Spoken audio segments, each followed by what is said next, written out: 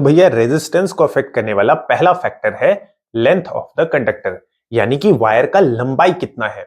तो जो लेंथ होता है वो रेजिस्टेंस के डायरेक्टली प्रोपोर्शनल होता है। Resistance is directly proportional to length of the conductor.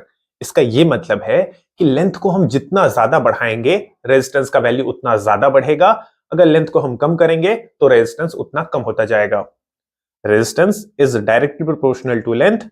Length बढ़ाओ रेजिस्टेंस बढ़ जाएगा, लेंथ को डिक्रीज करो रेजिस्टेंस डिक्रीज करेगा। बहुत ही सिंपल है इसे समझना। ठीक है, तो इसे एक एग्जांपल से भी समझ लेते हैं। यहां तुम्हारे सामने एक वायर मैंने ड्रॉ किया है और इस वायर का लेंथ हम मान लेते हैं कि L है, ओके, और इसके रेजिस्टेंस को हम मानते हैं कि R। अब अगर हमने लेंथ को इंक्रीज करके 2L कर दिया, देखो पहले लेंथ था L, अब हमने लेंथ को बढ़ा दिया, वायर लंबा हो गया, तो उस केस में रेजिस्टेंस का वैल्यू भी बढ़ जाएगा। रेजिस्टेंस पहले R था, अब रेजिस्टेंस हो गया 2R, क्योंकि लेंथ डायरेक्टली प्रोपोर्शनल होता है रेजिस्टेंस के। जितना तुम लेंथ को बढ़ाते जाओगे रेजिस्टेंस उतना बढ़ता चला जाएगा।